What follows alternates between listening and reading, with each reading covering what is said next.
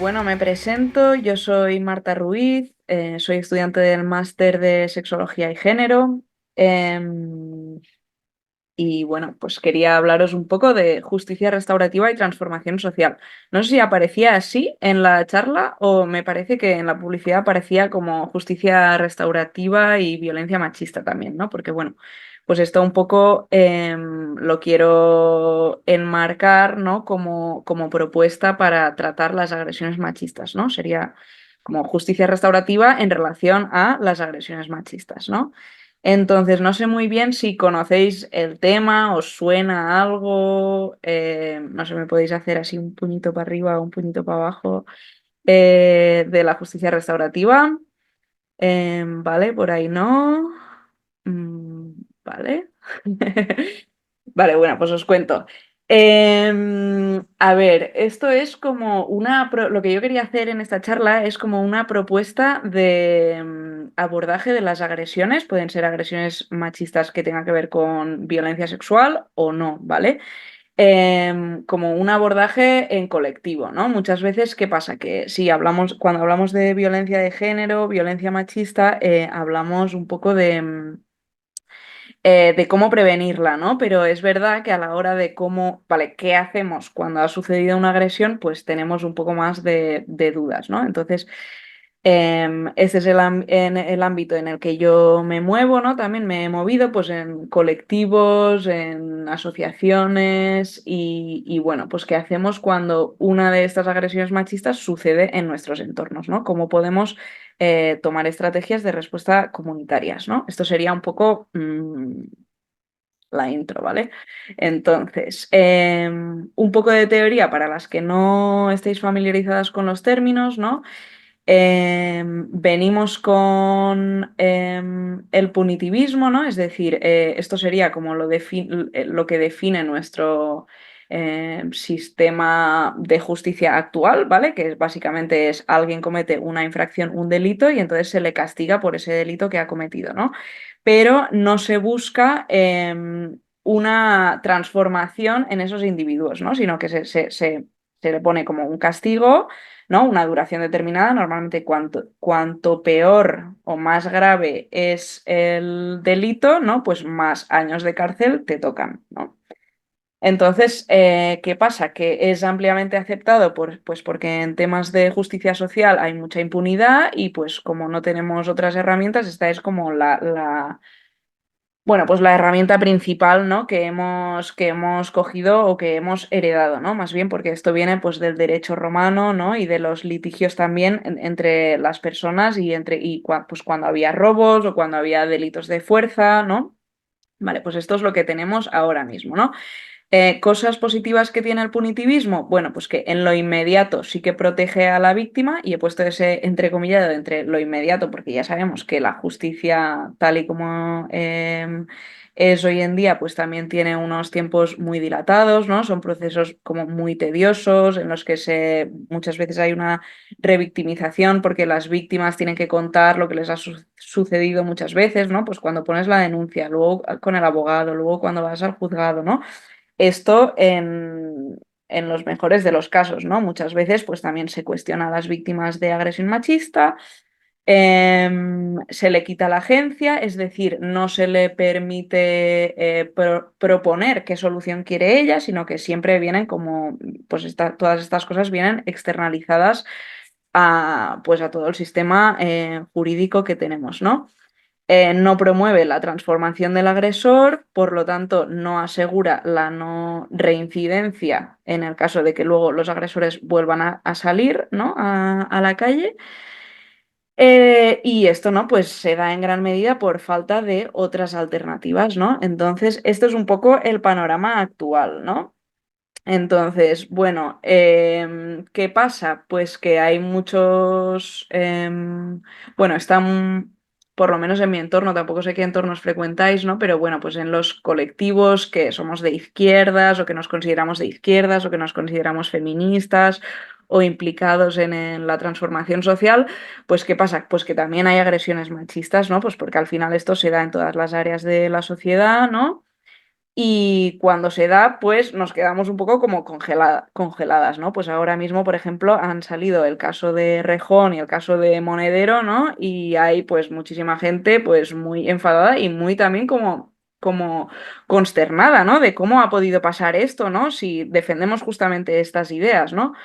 Bueno, pues esta es una de las principales críticas al punitivismo, que es pues que, bueno, aquí se habla de delincuencia, ¿vale? Porque estamos hablando en general, ¿no? Pero bueno, pues que las agresiones machistas son un problema que tiene raíces sociales, ¿no? Es decir, que estamos educadas para que se den esas agresiones, ¿no?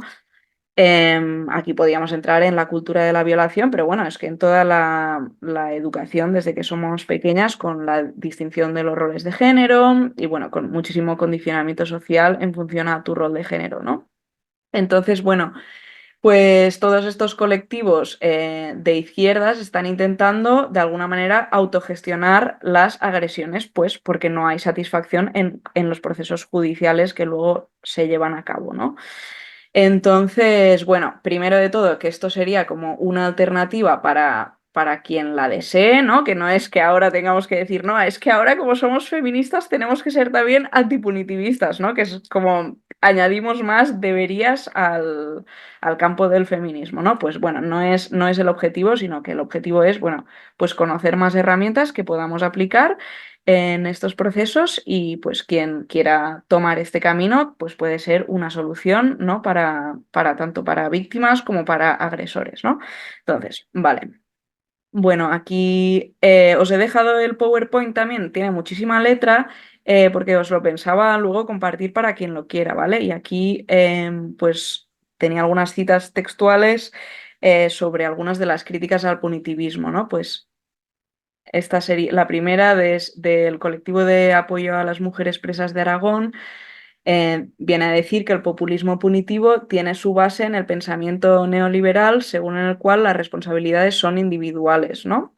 Y la sociedad es una suma de voluntades libres, admitiendo que no existen los condicionantes materiales o que no se construye nuestra personalidad en base a interacciones sociales, ¿no? Viniendo a decir pues esto de que es como la responsabilidad es solo tuya y no tiene nada que ver la sociedad en la que has sido educado, ¿no? Que es básicamente el problema de toda la violencia machista, ¿no? Que es estructural, ¿no? Bueno, y según Moira Pérez, que es una filósofa y también investigadora en todo el tema de la justicia antipunitivista, pues viene a decir que la transformación y la no repetición, que están en la base de todo movimiento de justicia social, no se van a dar mientras las condiciones estructurales, a ver, que no lo veo bien, no cambien. No se van a lograr aislando a los que identificamos como manzanas podridas, ni invirtiendo en el miedo como pedagogía, ni mucho menos dándole a un Estado la potestad de resolver nuestros problemas a través de su brazo represivo, ¿no? Vale, pues bueno, entonces, ahora, ¿qué propone o qué es la justicia restaurativa? Bueno, pues la justicia restaurativa tiene varios objetivos, el principal de los cuales es la reparación del daño de la víctima, ¿vale? La reparación del daño causado. Se suele decir que el agresor tiene la responsabilidad de la agresión, pero luego la agresión le pertenece a la víctima, ¿no? Es decir, quien se queda con ella es, pues, desgraciadamente, la víctima, ¿no? Entonces, pues esto sería la base central de nuestra actuación, ¿no? Pone a la víctima en el centro y en una posición activa, es decir, le preguntamos qué necesita para ser reparada. No todas las reparaciones van a ser las mismas, no todas las personas necesitamos oír las mismas cosas, algunas necesitamos pues yo qué sé, unas disculpas y otras necesitamos una indemnización económica y otras necesitamos que el colectivo donde se ha dado la agresión entienda por qué se ha dado, ¿no? O muchas veces pues necesitamos todas ellas, ¿no? Entonces, bueno, esto, ¿no? Que básicamente es un proceso que se va a diseñar a medida de lo que quiera la víctima, ¿no? Otra diferencia con respecto al punitivismo es que tiene en cuenta el aspecto emocional de las partes, es decir, se va a trabajar tanto con la víctima como con el agresor y como con la comunidad el aspecto emocional, ¿vale? Implica a la comunidad, es decir, bueno, tendríamos tres partes implicadas, ¿no? Sería la persona agredida, la persona agresora y la comunidad o entorno donde se ha dado. Podría ser también una empresa, podría ser tu grupo de amigos, es decir, el entorno donde se ha dado esta agresión, ¿no? Y bueno, pues promueve la transformación de las actitudes del agresor, identificando qué le llevó a hacer lo que hizo y busca resolver esta cuestión, ¿no? Y también un poco acerca del orígenes, que era la justicia que tenían muchos pueblos originarios en Latinoamérica. Y esto no lo he encontrado, pero yo sospecho pues que en todas partes, antes de que interviniera el Estado, pues los que intervenían eran pues los mismos pueblos o comunidades donde se daban las agresiones, ¿no? Em, entonces, la justicia restaurativa, pues para funcionar con éxito, tendría que combinar el corto, medio y largo plazo, es decir, que busquemos en último término un proceso de reparación y de transformación, no tiene que interponerse a que a corto plazo a lo mejor hay que tomar unas medidas que no tomarías a largo plazo, ¿no? Es decir, a lo mejor a corto plazo lo que hay que hacer es intervenir rápidamente para que estas dos personas no compartan más el espacio, ¿no? Que es algo que se suele hacer bastante, ¿no? Como la separación del espacio para que puedan trabajar los temas por separado, ¿no? Y sería, por ejemplo, una intervención diferente cuando ya se lleva a lo mejor trabajando un tiempo con las dos partes, ¿no? Evidentemente nunca se va a dar un encuentro entre las dos partes si las dos partes no quieren, ¿vale? Sobre todo la víctima. Porque una cosa que se va a buscar es que no haya revictimización, ¿no? Y un encuentro con el agresor antes de tiempo podría ser una posibilidad muy grande de revictimización, ¿no? De revivir el trauma, ¿no? Vale. Luego, las víctimas pueden reparar con o sin el agresor. Y esto es importante porque a veces nos encontraremos con agresores que no quieran intervenir, que no quieran pasar por este proceso de justicia restaurativa, que no quieran transformarse, ¿vale? Entonces, hay que ayudar igualmente a las víctimas a encontrar la manera de cómo reparar ese daño, ¿no? Vale, y algunos, bueno, pues cosas que la hacen difícil de implementar es que es un proceso y lleva tiempo y como justamente es un proceso y habíamos dicho que es un proceso que se hace a medida, pues es difícil prever cuándo va a acabar este proceso y cuánto tiempo va a llevar, ¿no? Y bueno, pues lo último tiene que haber un compromiso entre las dos partes, un compromiso de transformación y también un compromiso por parte de la comunidad que va a ser quien va a estar apoyando también este proceso, ¿no? Vale, ¿qué no es justicia restaurativa? Pues no es una simple mediación cuyo único objetivo es el encuentro entre agresor y víctima, no es una propuesta solamente para delitos leves. Ahora veremos un ejemplo de justicia restaurativa en delitos graves, por ejemplo. No es una propuesta tampoco independiente de la justicia institucional y no exime que haya un proceso penal en paralelo, ¿vale? Es decir, pues quizá la víctima o alguien del entorno en algún momento quiere denunciar al agresor, ¿vale? Pueden darse las dos cosas a la vez, ¿no? La denuncia y mientras tanto el proceso de transformación para que lo llevaría a la comunidad paralelamente, ¿no? El Estado estaría llevando el proceso penal y la comunidad estaría llevando el proceso de justicia restaurativa, ¿vale? También os estoy yendo muy rápido, pero bueno, me podéis hacer preguntas, ¿eh? Em, vale, y no es justicia restaurativa si pone en juego la seguridad de la víctima. Tampoco es justicia restaurativa si hay manipulación del proceso por parte de los agresores o de la comunidad. Es decir, por ejemplo, o sea, esto de la manipulación es que es una reacción misma a cuando te acusan de agresor, ¿no? O sea, intentas como defenderte, es como una estrategia de supervivencia, ¿no? Por así decir.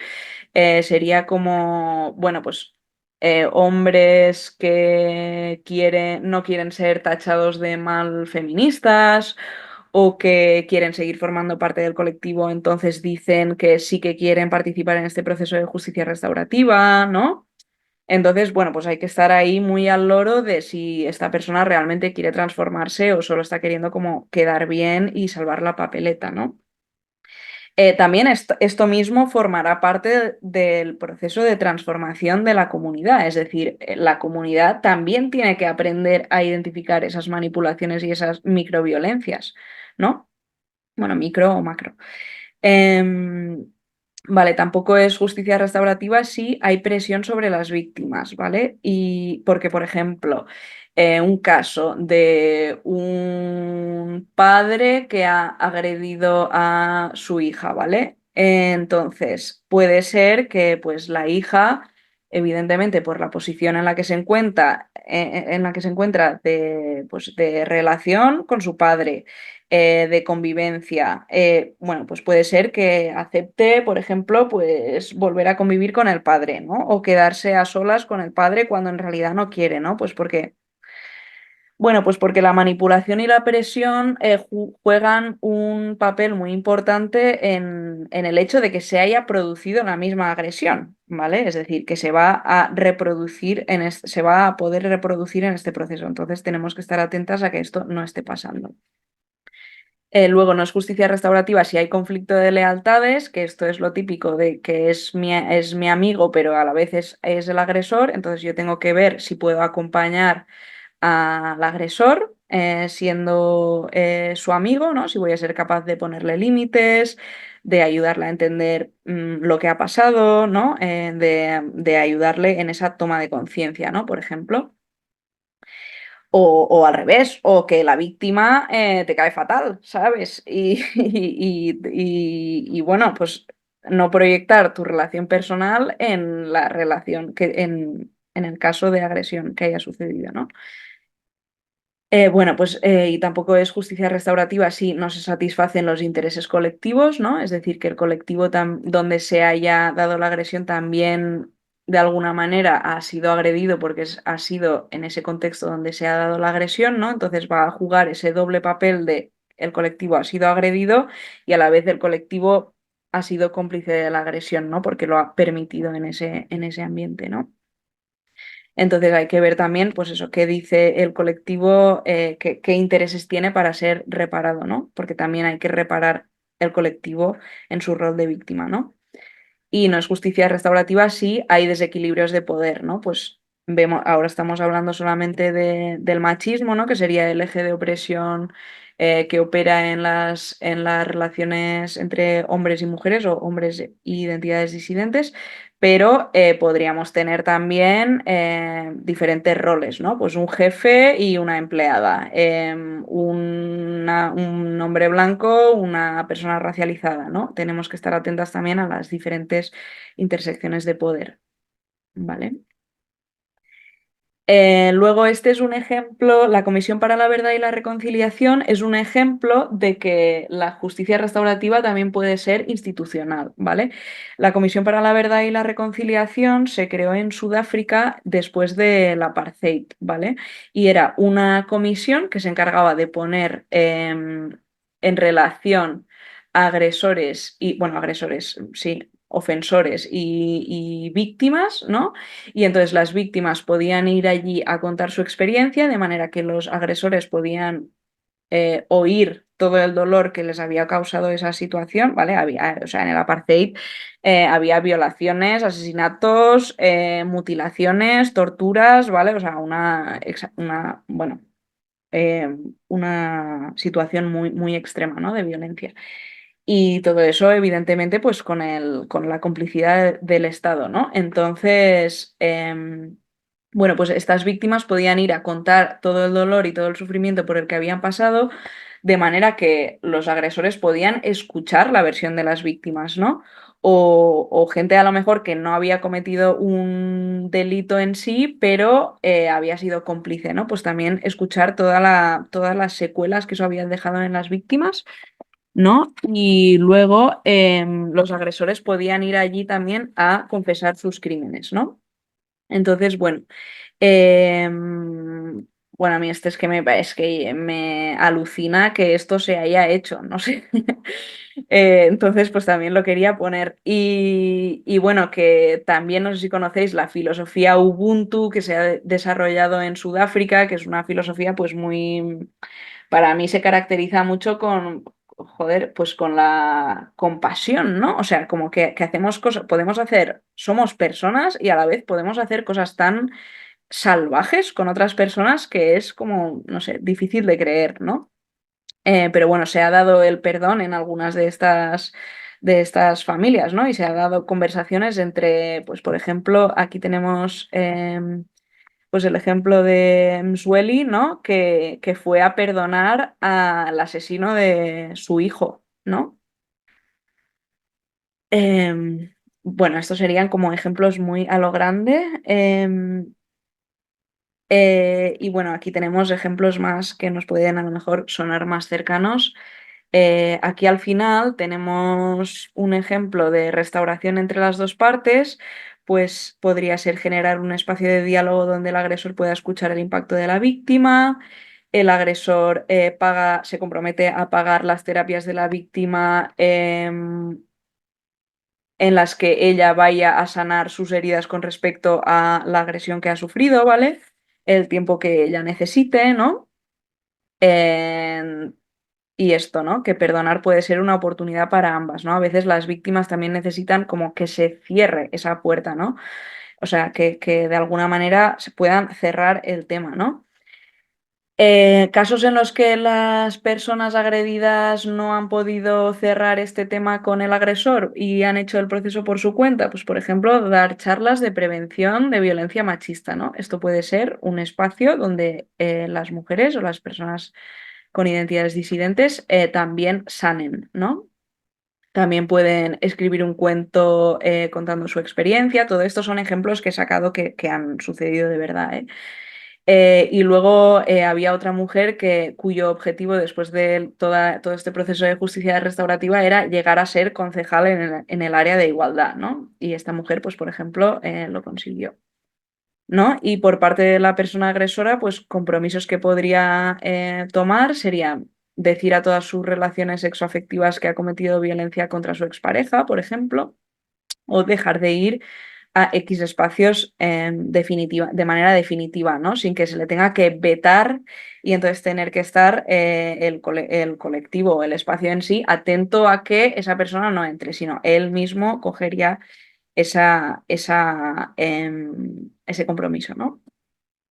Vale, los beneficios de la justicia restaurativa sería que no revictimiza, que promueve la reparación de la víctima, que empodera a las víctimas, sacándolas de su condición de víctima y transformándolas en supervivientes, ¿no?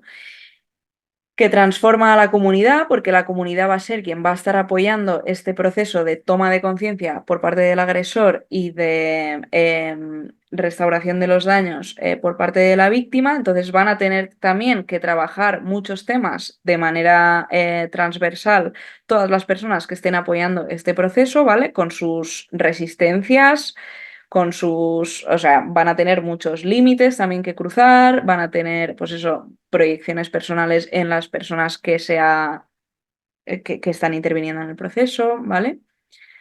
Y bueno, más beneficios, pues que favorece la toma de conciencia por parte del agresor y por parte de la comunidad y que tiene mayores tasas de no reincidencia por parte del agresor que la justicia punitiva, ¿vale? Desafíos, pues muchísimos. Para mí, yo creo que el más importante es que hay que creer profundamente que es posible el cambio, hay que creer que los agresores pueden cambiar y esto hace que, pues no todas las personas vayan a querer participar en este proceso o vayan a poder, ¿no? O sea, hay tanta violencia en el mundo y muchas veces hemos sufrido tanto que es como, es que prefiero no creer para no tener que enfrentarme otra vez a sufrir, ¿no? Entonces, pues esto es todo un reto. Bueno, otro desafío sería que a veces se confunde mediación con conciliación, que se toman como, venga, vamos a dar esta conversación entre estas dos partes y estas dos partes pues ni tienen que hablar lo mismo, es decir, a lo mejor el agresor no tiene que hablar en ese encuentro o en esos encuentros, a lo mejor no tiene que hablar nunca, ¿sabes? En esos encuentros, depende, ¿no? Porque hemos dicho que el proceso de restauración se tiene que hacer a medida de lo que quiera la víctima, ¿no? A lo mejor la víctima pues quiera precisamente decir, pero, ¿por qué lo hiciste, no? Preguntarle, ¿por qué, no? Bueno, pues esto es un desafío también porque lo tiene que entender la comunidad también. Esto no todo es generar un encuentro entre víctima y agresor. Luego, que puede haber prejuicios o autopercepción por parte de los agresores o los profesionales. Los profesionales serían como los que están encargados a acompañar este proceso, ¿vale? La comunidad puede tender al paternalismo y a querer decidir por las víctimas. Pues yo creo que lo mejor es que esperaras hoy. No, yo creo que lo mejor sería que hicieras esto, ¿no? Como adelantarse mucho a las propias peticiones de la víctima, ¿no? Porque eso a la vez, aunque queramos proteger, a veces le quitamos agencia a las víctimas, ¿no? Y decidimos por ellas y eso hace pues que a lo mejor no estemos yendo por el camino que deberíamos ir para que esta persona pueda reparar su daño, ¿no? Bueno, esto, otro desafío es que no se puede prever con exactitud el tiempo y el coste del proceso y eso, pues por ejemplo, si somos personas que estamos haciendo esto en nuestro colectivo, en nuestro grupo de amigas, en nuestra asociación cultural, en el sitio que sea, pues es un gran desafío, porque claro, podemos empezar este proceso con muchísima motivación, pero puede ser que se alargue 2 años este proceso, ¿no? Y hay que seguir estando ahí, porque si no, eso puede ser también una manera de revictimizar a la víctima, ¿no? Porque ya se ha sentido sola anteriormente, se va a sentir sola si la gente que le está acompañando se cae por el proceso, ¿no? Vale, y luego hay una tensión entre actuaciones urgentes y el largo plazo, ¿vale? Es decir, a veces esto que decíamos, que hay que tomar medidas a corto plazo, por un lado, y a largo plazo por el otro, ¿no? Y habrá que diseñar estrategias diferentes, ¿no? Voy a encender la luz porque me estoy quedando a oscuras. Eh, un segundo.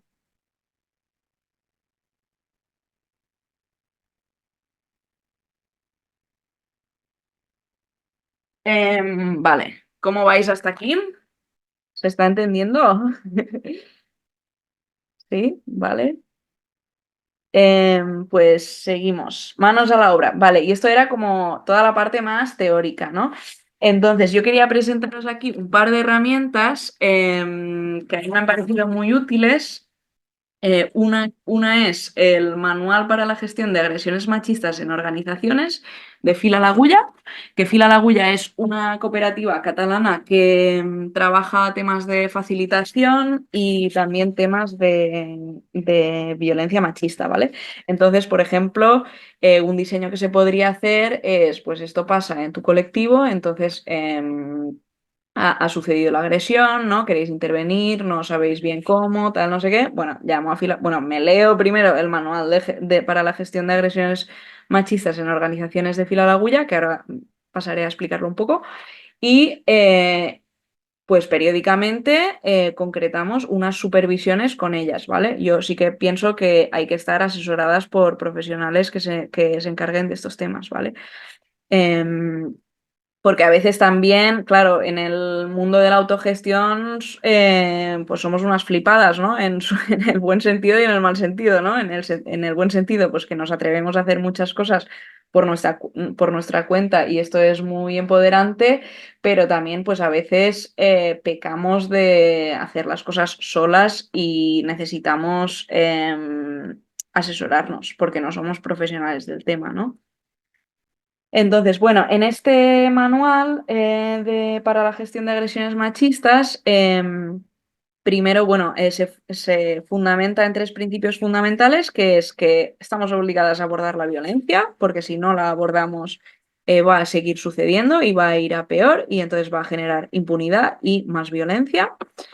Incluye la mirada restaurativa en los procesos de reparación, que es esta introducción que os he hecho, ¿vale? E incluye la dimensión sistémica, es decir, que le da un enfoque comunitario, es decir, que se implique la comunidad, ¿vale? Esto también entra en choque si lo comparamos con el sistema penal que tenemos ahora mismo, que es solamente entre víctima y agresor y no se le da voz al resto del colectivo, ¿no?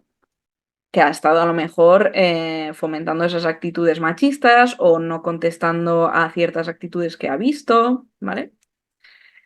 Entonces, en el marco conceptual del manual nos explican qué es la violencia machista, qué características tiene, mm, lo diferencia entre distintos niveles de gravedad, ¿no? Y esto es muy interesante porque según el nivel de gravedad también podemos, esto del nivel de gravedad nos puede dar una guía de, pues a lo mejor cuánto tiempo va a durar el proceso o qué posibles peticiones tiene la víctima, ¿vale? Y luego aspectos claves a tener en cuenta, pues cosas que ya sean como características de la comunidad o del entorno en el que estemos trabajando, ¿vale? ¿Qué más? Antes del abordaje, preparando las condiciones, esto es qué tenemos que tener instaurado en la comunidad o en el espacio en el que estemos para saber si podemos intervenir o no, ¿vale? Es decir, tenemos que tener claro que habrá agresiones, o sea, si nos pensamos que nuestros amigos no van a ser nunca agresores, que nuestra familia esto no va a pasar nunca, que en nuestro colectivo esto no va a pasar, pues entonces seguramente es que tenemos un punto bastante ciego al ver las agresiones, por lo menos de nivel más leve, ¿no? Por así decir, pero que también son agresiones, al fin y al cabo. Luego tenemos que conocer el marco propio de la organización, es decir, si tiene protocolos, si tiene un grupo de cuidados a cargo, si tiene esto, ¿no? Si tiene cultura de gestión de conflictos o por el contrario, los temas emocionales son súper tabús, ¿vale? Porque todo esto van a ser indicadores de dificultad, ¿vale? Tendríamos que definir el circuito en un caso hipotético de que suceda una agresión, quién se va a encargar de qué, ¿no? ¿Cuáles van a ser los pasos? ¿Con quién hay que hablar? ¿A quién le digo? ¿Quién nos va a supervisar? ¿Tenemos dinero destinado para esto o no?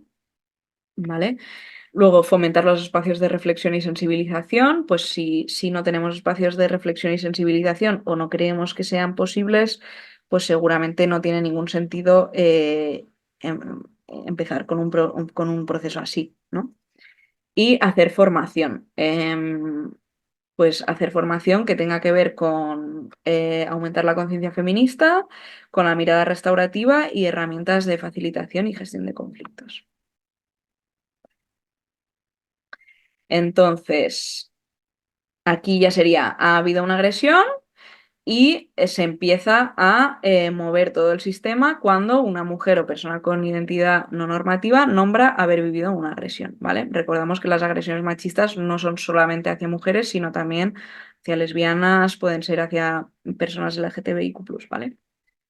Vale, en este caso siempre tenemos que tener en cuenta el principio de protección de las personas agredidas y la no revictimización, es decir, no vamos a llevar a cabo ninguna intervención en la que pueda haber una revictimización, ¿vale? Esto puede ser, pues, por ejemplo, hacerle contar la misma versión a un montón de personas o a alguien con quien ella no se siente cómoda de hablar, ¿vale? Por ejemplo.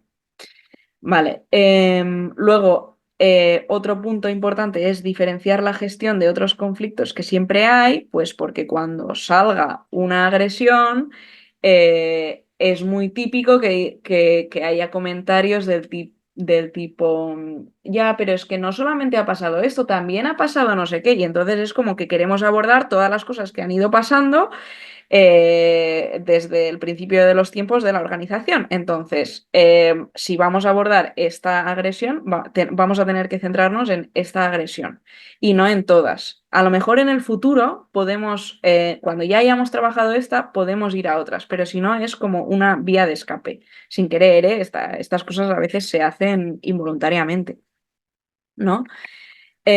Luego hay que prevenir los conflictos derivados de la gestión de la agresión, pues eso, habrá muchas tensiones mientras se gestiona la agresión, pues porque en un sistema siempre se mueven los diferentes roles, ¿no? Y entonces pues yo me sentiré más identificada con la víctima o con el agresor, entonces entraré más en tensión con la otra parte, ¿vale? Y resultados deseados, pues lo que hemos dicho en la introducción, ¿no? La reparación de la persona agredida, este es nuestro resultado ideal, ¿no? Nuestro objetivo. Luego también la reparación de la comunidad agredida la asunción de responsabilidad individual por parte del agresor y la asunción de responsabilidad colectiva, ¿no? Es lo que os decía de que la comunidad juega este doble rol de víctima y agresor al mismo tiempo, ¿vale? Y otro objetivo, pues la garantía de no repetición, ¿no? Que damos por el proceso por acabado cuando hay garantía de no repetición de lo sucedido.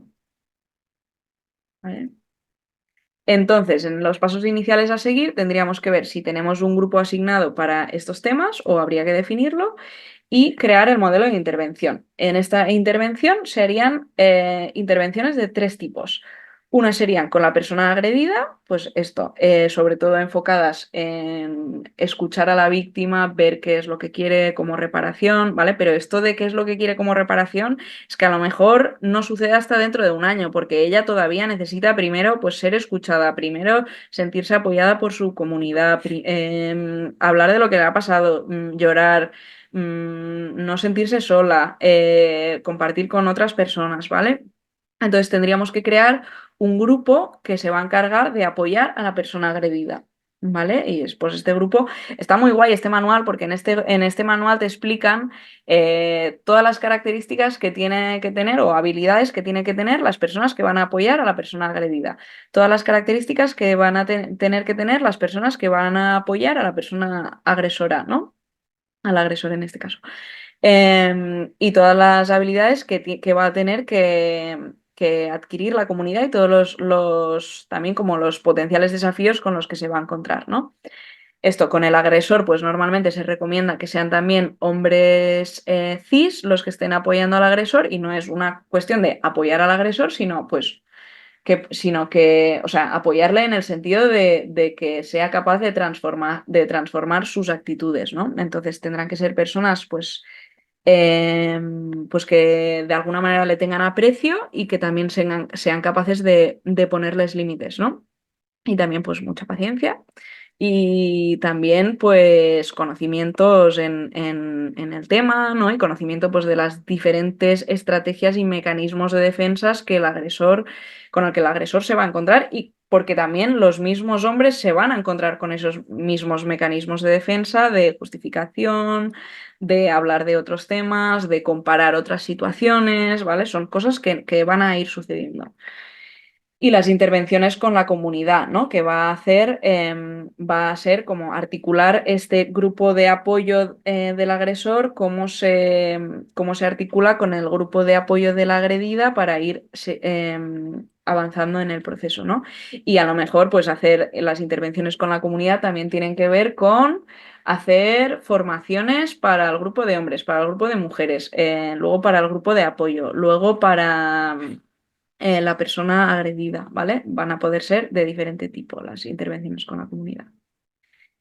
Y luego esto, pues las condiciones para intervenir son si hay interés y motivación, es decir, si no hubiera interés y motivación, pues directamente no hay que intervenir. Si hay conocimientos necesarios acerca de la violencia machista, de cómo opera el patriarcado en nuestras relaciones, ¿vale? Si hay habilidades personales, es decir, sí, o sea, habilidades personales que tengan que ver con el acompañamiento, ¿no? Es decir, si tenemos suficientes hombres que puedan apoyar al agresor, ¿vale? Por ejemplo. Y si hay algunos de estos indicadores de dificultad, tendríamos que buscar apoyo externo directamente y no merecería la pena intervenir de esta manera, ¿no? Entonces, esto es muy interesante porque si no podemos intervenir nosotras, pues entonces vamos a no intervenir, porque seguramente si intervenimos y no tenemos alguna de estas cosas, va a generar una revictimización, potencialmente. Y luego también las actitudes que va a tener que trabajar el grupo de hombres, pues esto porque se va a sentir bastante interpelado en los casos de violencia machista, ¿vale? Y ahora para acabar, quería simplemente presentaros el testimonio de ¿Y qué hacemos con los violadores?, que es un pequeño libro que tengo aquí también, ¿vale? Yo os lo he puesto aquí. Es un libro bueno, se subtitula, o sea, se titula ¿Y qué hacemos con los violadores? Y se subtitula Perspectivas anarquistas sobre cómo afrontar la violencia sexual y otras agresiones machistas, ¿vale? Es del colectivo Eura Negra y su primera edición es del 2020. Y es un... ¿cómo se dice? Bueno, son varios casos de violencia, en este caso sexual machista, que se ha dado en diferentes colectivos y que han decidido abordarlos de manera autogestionada. Son diferentes estrategias y algunas de ellas, en concreto una, tiene que ver con la justicia restaurativa, ¿vale? Y esto era un caso de una chica que sufrió una violación por parte de su compañero y entonces ella decidió que no quería denunciarle y que quería, su petición era que se trabajara en el colectivo. Y entonces así se hizo y siguieron estos pasos, ¿no? Se hizo un grupo de apoyo a la superviviente, se formó un equipo de responsabilización, que era el que acompañaba al agresor, se definió la relación entre los equipos, elaboraron el plan de justicia transformadora. Aquí vienen pues, los encuentros con el agresor y el equipo de responsabilización y bueno, los diferentes, va contando cómo son los diferentes encuentros y qué desafíos y qué aprendizajes van sacando de cada uno, ¿no? Y en las lecciones aprendidas, y acabo ya con esto, da un poco de esperanza, la verdad, porque bueno, este es un colectivo que se formó a raíz de la agresión, es decir, no era un colectivo que existía antes, eran dos personas que se conocían y que militaban en espacios distintos. Y cuando sucede la agresión, a través de esta chica que decide como, pues eso, ¿no? Lanzar voces a los colectivos que había en su ciudad, esto es en Estados Unidos, pues se forma el colectivo Crisalis que decide simplemente apoyar esto, ¿no? Y es un colectivo que se forma a raíz de esto y pues en el que aprenden muchísimo, hay una verdadera transformación y bueno, en el momento en el que se publica este libro todavía siguen en este proceso, ¿no? Que ahí llevaban ya 2 años de conversaciones entre unos, entre otros y bueno, que lo encuentran como muy exitoso, que unió a la comunidad mucho más, que les ayuda mucho más a entender cómo funcionan las relaciones de poder entre hombres y mujeres, cómo funcionan también en los entornos autogestionados y también, bueno, pues eso, que la experiencia es muy positiva, así como también dicen pues los errores que han cometido, ¿no? También a la hora de los diferentes pasos. Uno, por ejemplo, era pues que se centraron tanto en que el agresor reconociera lo que había hecho y se transformara y tal, pues que en un momento dado se dan cuenta de que la víctima está quedando en segundo plano, ¿no? Y dicen, espera, ahora tenemos que replantear un poco la estrategia, ¿no? Entonces, bueno, yo quería hacer esta presentación pues porque a veces tenemos muy clara la teoría, ¿no? Y cuesta también como encontrar metodologías que nos ayuden a pasar las cosas a la práctica, ¿no?